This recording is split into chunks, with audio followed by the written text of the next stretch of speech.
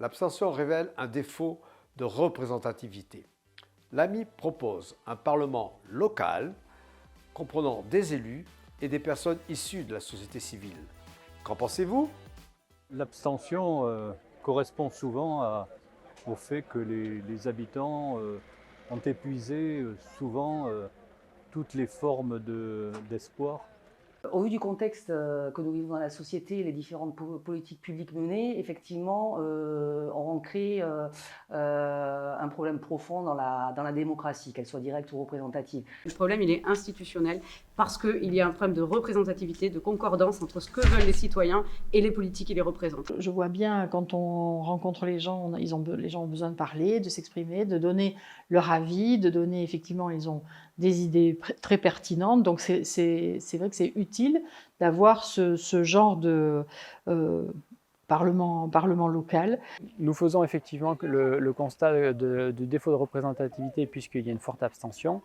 Et donc, on n'avancera pas sur ces questions-là tant qu'on n'aura pas réformé nos institutions, notamment avec la possibilité d'un référendum citoyen pour les animaux, d'un scrutin proportionnel et d'autres outils que nous développons aussi.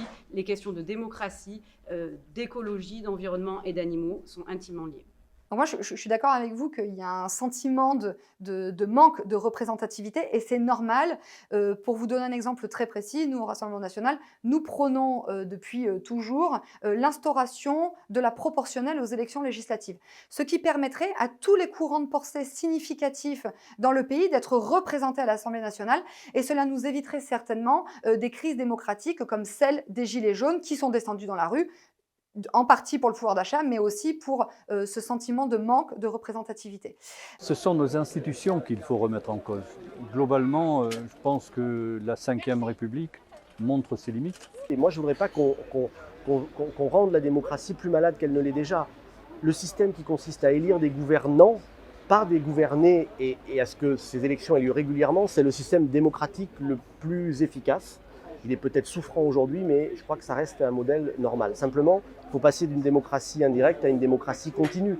Il faut qu'en permanence, on aille encore plus loin, et Dieu sait qu'on fait beaucoup déjà, sur la participation citoyenne. Il faut que les gens aient l'impression d'être sans cesse associés à la décision publique, mais il ne faut pas mentir. Quand il y a un désaccord, il y a un élu qui est là pour trancher. C'est lui qui est responsable devant les citoyens. C'est lui qui a été élu pour ça. Même si la participation est faible, tant pis, ceux qui ne votent pas sont autant responsables que ceux qui votent. Il faut effectivement donner toute son importance aux élections, puisque le suffrage universel permet de légitimer ceux qui ont la responsabilité de décider. Moi, je ne suis pas certain que l'abstention relève d'un problème de représentativité, en tout cas pas uniquement. Je pense que c'est un problème plus profond qui est une preuve du désintérêt de la politique de nos citoyens, notamment les plus jeunes, puisqu'on a vu au premier tour qu'on avait 40% des moins de 34 ans qui n'avaient pas voté au premier tour de la présidentielle. Donc ça prouve un désintérêt de la vie civile. Alors je suis totalement favorable à mettre davantage de citoyenneté et de démocratie participative dans le fonctionnement de notre démocratie représentative. Il faut plutôt mettre en place aujourd'hui des politiques qui redonnent confiance, qui redonnent espoir aux habitants, qui inspirent de leur part une grande confiance, qui les fasse rêver quelque part. Je crois fondamentalement à la démocratie représentative, à celle d'élire celles et ceux qui vont nous représenter. Et moi je crois que l'enjeu, c'est que celles et ceux qui nous représentent soient eux-mêmes plus porteurs de la diversité de la société.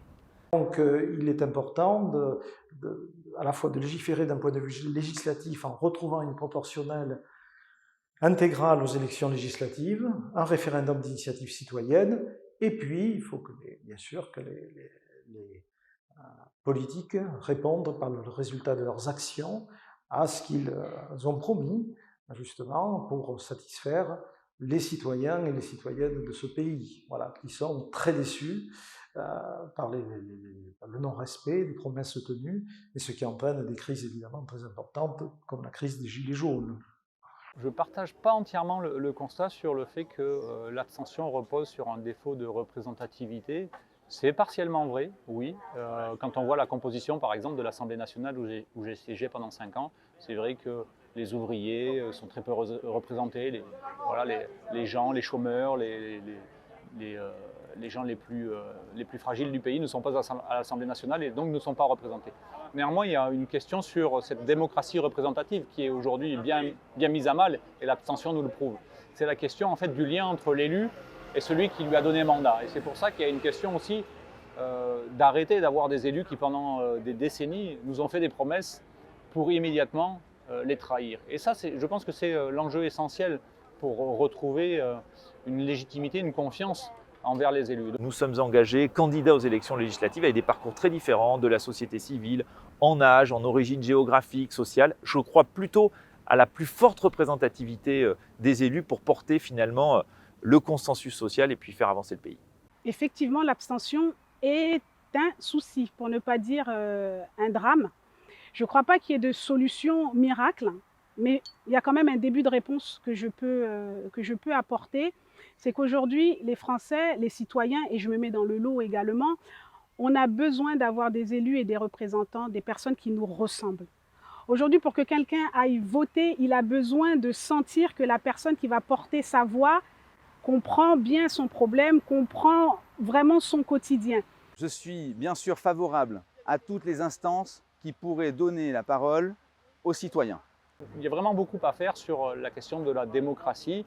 Il y a aussi sans doute d'autres formes de démocratie plus directe à trouver. Néanmoins, il existe aujourd'hui au sein des villes, au sein des quartiers, ce que l'on appelle des commissions permanentes, qui sont censées être démocratiques.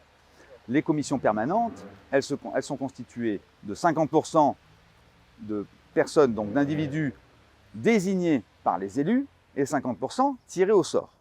Moi, je crois qu'il faut renforcer ces dispositifs existants. Bien, je suis absolument pour ce genre d'initiative. Donc, vous savez que dans notre nouvelle Union populaire écologique et sociale, nous avons la France insoumise. Et la France insoumise est basée sur ce principe de parlement qui s'appuie sur l'intelligence collective. Je crois plus à cette démocratie continue qui permet de façon très régulière et sur des sujets importants ou même moins importants d'associer les citoyens de manière beaucoup plus décisionnelle. On est pour la mise en place de parlements locaux, c'est ce que l'on fait actuellement d'ailleurs au niveau des circonscriptions.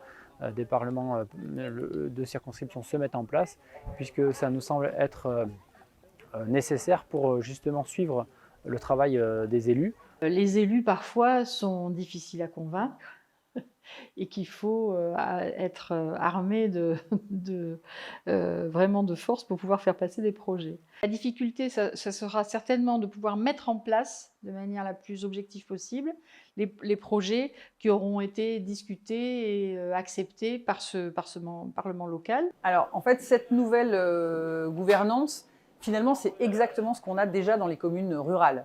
Parce qu'on le voit dans les communes rurales, ce sont des gens de la société civile. C'est souvent totalement transpartisan, donc on va avoir au sein d'un même conseil municipal des gens de gauche, de droite, de toute profession, et en fait on voit que ça fonctionne très bien. Et en fait il n'y a qu'en ville ou dans les territoires très urbains que finalement élu est devenu un métier. Donc, et là le côté parti joue énormément, donc en fait on va défendre des idéologies, on défend plus forcément un projet. Je pense qu'il faut redonner envie de voter, il faut associer plus souvent nos concitoyens, et oui, il faut associer la société civile. Je crois que le Césaire est un exemple réussi dans les régions d'association d'une partie de la société civile et des corps constitués. Quant à créer des comités qui soient composés paritairement d'élus et de personnes de la société civile, bon, ça existe déjà avec le Césaire, Conseil économique, social, environnemental, régional pour la région Nouvelle-Aquitaine. Et c'est vrai que malheureusement, il faut le dire, les membres du Césaire, on les entend pour la plupart, pas tous, mais assez peu. Et on a pu constater par le passé que des fois, il y avait des membres du Césaire qui étaient ici un petit peu par peut-être un peu complaisance ou recasage. Donc en tout cas, ça ne m'apparaît pas être, en tout cas pour le Césaire, une pierre importante à l'édifice. Donc à cette abstention, je leur demande de se redoter de cet outil considérable qu'est le droit de vote pour aller justement choisir et tenter de faire changer cette vision sociétale.